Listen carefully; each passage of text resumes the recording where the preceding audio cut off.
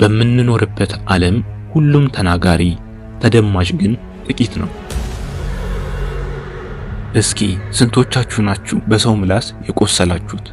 እውነት እናንተ ጋር ሆኖ መናገር ባለመቻላችሁ ብቻ ውስጣችሁ እያረረ በለቅሶና በዝምታ የተቀመጣችሁት?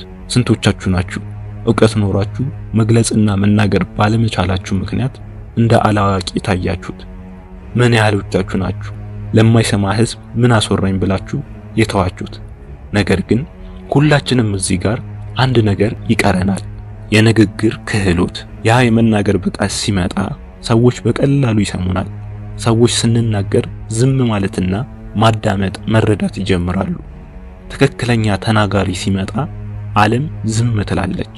በዛሬ ቪዲዮአችን ሰዎችን ስታወሩ ዝም እንዲሉና አድማጭ እንዲሆኑ የዓለምን ሕዝብ እጅ ካፍ ያስጫኑ የጎበዝ ተናጋሪዎችን 8 ዘዴዎች ይዘንላችሁ ቀርበናል። በእነዚህ ዘዴዎች ጠላቶቻችሁ ሳይቀር እንዲያጨበጭብላችሁ የሚያደርጉ ተሞክረው የተረጋገጡ ናቸው። ከአንድ ታሪክ እንጀምር። በአንድ ሕዝብ በበዛበት ከተማ የሚኖር አንድ ልጅ ነበረ። ልጁ ከሕፃንነቱ ጀምሮ ቤተሰቦቹ እየተቆጡት ያደገ ልጅ ነበር። ሰው ሲያወራ ጣልቃ አትግባ፣ ሰውን ቀና ብለህ አትናገር የሚሉ ሐሳቦች እሱ ጋር ከመጠን በላይ አድገው ወደ ፍርሃትነት ተቀይረውበታል። ክፍል ውስጥ ሳይቀር የሚሰጣቸውን አሳይመንትና ፕሬዘንቴሽን ተማሪዎችና አስተማሪዎች ፊት መቆም እስከማይችል ድረስ በተጽዕኖ ተይዟል። በእርግጥ ይሄ በሀገራችን የ90% ሰው ችግር ነው። ሰው ሁሉ በፍርሃት ማነቆ ውስጥ ነው። ይሄ ልጅም ከነዛ በማነቆ ከተያዙት ውስጥ አንዱ ነው። በክፍል ውስጥ ከደረጃ ከ1 እስከ 3 መውጣት የሚችል ሰው በፍርሃቱ ምክንያት ውጤቱ ከዛ በታች እንዲሆን አድርጎታል። ያም ልጅ አድጎ ወደ ዩኒቨርሲቲ ገባ። እዛ ሲገባም አንዲት ቆንጆ ልጅ ተመለከተ። እንዳያትም በውበቷ ተለከፈ። እሷን ባየ ሰዓት ፍርሃትና ግራ መጋባት አይነት ስሜት ውስጥ ይገባና ራሱን ከቁጥጥር ውጭ እየሆነ ያገኘዋል። እሷን ሳይም ፈዞ መደንገጡ በራሱ ሆነበት ስለማያውቅ ግራ ገባው። ትምህርቱን መማር አቃተው። መጽሐፍ ሲገልጽ እሷ ብቻ ትታየው ጀመር። ማታም ቀንም እየታየች እንቅልፉን ኑሮንም ነሳችው። ጓደኞቹ ምን ሆንክ ሲሉት ምንም አልሆንኩም ትንሽ አሞኘው ይላቸዋል። አንዱ ጓደኛው ግን ከሁኔታው አወቀበት። አትፍራ ሂድ አናግራት አለው። ልጁ በጣም ደነገጠ። ስለምንድን ነው የምታወራው? እኔ አልወዳትም አለው። ጓደኛውም የዚህን ሰዓት ሳቃለና ብዙ ነገር መከረው። ሌላ ሰው ሳይወስድብህ አናግራት አለው። እሱንም እሷንም ቦታ አመቻችቶ ጓደኛው አገናኛቸው። እሷም አይናፋር ብትሆንም ተዋወቁ።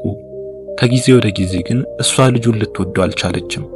ይልቅ ለጓደኛው የተለየ ስሜት ነበራት። ይሄን ልጅ ግን ልትወደው ከበዳት። ጓደኛው ሲመጣ መሳቅ መጫወት ትጀምራለች።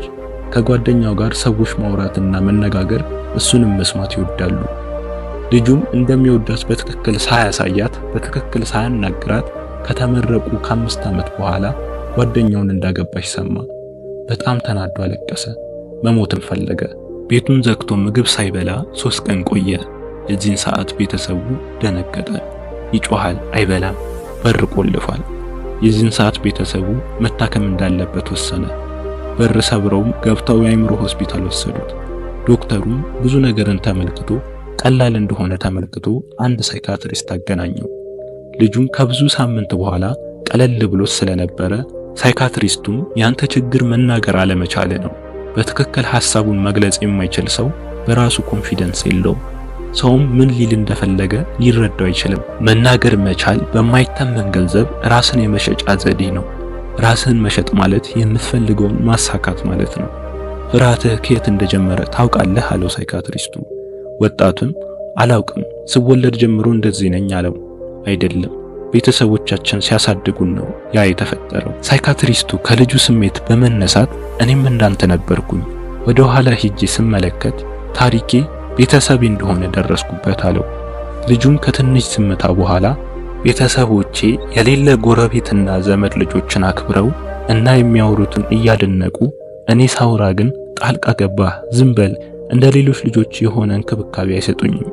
በትንሽ ነገር ይደበድቡኝና ይገርፉኝም ጀመር። ፈሪ ነው የኔ ልጅ እያሉ የሌላውን ሰው ልጅ ከኔ ያነሰ እንደሆነ እያወቅኩኝ ሁላ ለሌላው ልጅ ሞራል ሲቆሙ እስካሁን ያመኛል፣ ያናደኛል። ጠላታቸው እንደሆንኩ ያህል ይሰማኛል አለው። ሳይኮሎጂስቱም ደስ አለው። አሁን ይህንን አክመ ራስህን አድነ ሰዎች ሁሉ አንተን እንዲሰሙ ማድረግና አንተም ተናጋሪነትን አረጋግጠ ከጥቂት ተናጋሪዎችና ተሰሚዎች ውስጥ መመደብ ከፈለክ እና ይህንንም ማሳካት ከፈለክ እነዚህን 8 ዘዴዎች መጠቀም ይኖርብሃል። ፍላጎቴ ነው ንገረኝ አለው። ዶክተሩ በደንብ አድምጠኝ፣ የመጀመሪያው ይቅርታን ተለማመድ አለው። መጀመሪያ ያለመናገርህን ምክንያት ፈልገህ አገኘው። በምን ምክንያት ነው እንደዚህ የሆንኩት በል። ያን ነገር ስታገኘውም ይቅርታን አድርግ። ቅድም ያንተ ያለመናገር ምክንያት ቤተሰቦች ናቸው። ስለዚህ በግልህ በዛ እየተናደዱ መቆየት ሳይሆን ይቅር ብለህ ወደ ተሻለው ሐሳብ መሄድ ነው።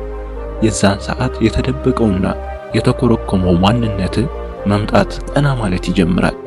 ይህንን ካደረግኩ በኋላ ሌላው ሁሉ ቀላል ይሆናል። ሁለተኛው ለ10 ቀን በተከታታይ 3 ደቂቃ በየቀኑ የራስህን ድምጽ ሪከርድ ታደርጋለህ፣ ትሰማዋለህ። በየቀኑ ይህንን ስታደርግ ጥሩ ለውጥ ታመጣለህ አለው። ወጣቱም ምን ያደርግልኛል የራስህን ድምጽ መስማት አለው። ዶክተሩም ሰው ራሱን የሚወድ ይመስለዋል እንጂ ራሱን በጣም የሚጠላ ፍጥረት ነው። የሚገርምህ ድምጽህን በጣም ትጠላዋለህ፣ መልሰ መስማት አትፈልግም። ስለዚህ የመጀመሪያው ነገር ድምጽህን ከአይምሮህ ማስማማት ነው። ተናጋሪ መሆን ከፈለግ ተናጋሪ መሆን የምትችለው በመናገር ብቻ ነው። በ10 ቀን ውስጥ አስደናቂ ለውጥ በራስህ ትመለከታለህ። ከዛሬ ጀምረህ ሞክረው። ሶስተኛው ደግሞ ስታወራ ቆም እያረክ አውራ። ሲያወሩ እና እያሉ ማውራትህን ትተህ ወሬ መሃል ላይ ዝምታዎችን ተጠቀም። ሌሎች ድምጾችን እያስገቡ መቆየት ተጠራጣሪና በራሱ የማይተማመን ነው ብሎ በሰዎች አይምሮ ውስጥ ያስብላል። ክብርን፣ ተጽዕኖ ፈጣሪነትን፣ ተሰሚነትን ያሳጣሃል። ሌላው ደግሞ ያን ድምጽ በምታወጣበት ሰዓት ሰዎች ስላንተ እንዲያስቡ እድል ትሰጣቸዋለህ።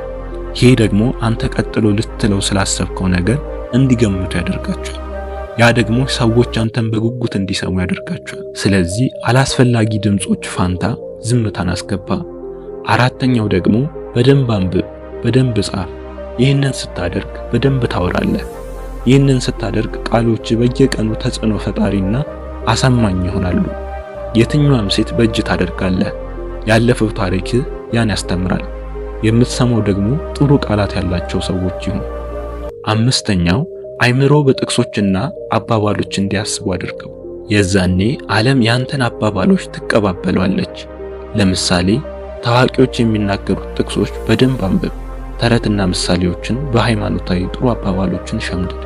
አንድ ቀን አወራርህ በዛ ደረጃ አድጎ ታገኘዋለህ። ስድስተኛ የአፍና የአይምሮ ግንኙነትን አዳብር። አንዳንድ ሰው በአይምሮ እጅግ ገራሚ ነገሮች ያስብና ለማውራት ግን ይቸገራል። ይሄ ችግር ካለብህ ደግሞ ደካማ የአፍና የአይምሮ ግንኙነት አለህ ማለት ነው። ይህንን ለማዳበር ከፈለክ ደግሞ እንደ ሁለተኛው ዘዴ መጠቀም ይኖርብሃል። የሆኑ ቃላት ትመርጥና በመረጥከው ቃላት ላይ የሆነ ነገር ማውራት ተለማመድ። ድምጽህን ወይም ቪዲዮ ራስህን ቅረጽ። ይህን ከ1 እስከ 2 ደቂቃ ተለማመደው። በእርግጥ የመጀመሪያዎቹ ቀናት ላይ አስቸግሮ ልታዩ ትችላለህ። በጊዜ ሂደት ላይ ግን በጣም ገራሚ ንግግሮች ካንተ ሲወጡ ትመለከታለህ። ሰባተኛው ደግሞ ትንፋሽ አወጣጥህና የሰውነት እንቅስቃሴን ተመልከት። የሰውነት እንቅስቃሴ ካፍ ከሚወጣው መልእክት በላይ ተጽዕኖ አለው። የድምጽ አወጣጥ ደግሞ ለቦታው የሚመጥን ይሁን። የማይሆኑ መወራጨቶች ባላስፈላጊ ቦታ አታውጣ። የመጨረሻውና 8ኛው ደግሞ ድምጽህን በሚያምር ቅላጼ የማውጣት ልምምድ አለ። እስኪ በደንብ የሚናገሩ ሰዎችን ተመልከት። የሆነ የሚዘፍኑ ወይም ግጥም የሚገጥሙ ይመስላሉ። ያን በራስህ ተፈጥሯዊ ሁኔታ እርግጠኝነቱን አምጣው። ሰው ይህንን ካደረክ እጁን ይሰጣል። እዚህ ድረስ ከተከታተላችሁ አንድ ቦነስ ልጨምርላችሁ። ወንድ ከሆንክ የወንድ፣ ሴት ከሆነች የሴት ድምጽ ማውጣት አለባት። አንድ ሰው ወንድ ነው ብለህ ጠብቀህ የሴት ድምጽ ቢያወጣ ተቀባይነቱን ያጣል። ስለዚህ ድምጽን የሚያወፍሩ ለሴት ድምጽን የሚያገጥሙ የድምጽ ስፖርቶችን ፈልጉ፣ ለመስራትም ሞክሩ። ይስተካከላል። የቻናላችን ተከታታዮች ቪዲዮ እንደጠቀማችሁ ሁሉ እምነት አለ።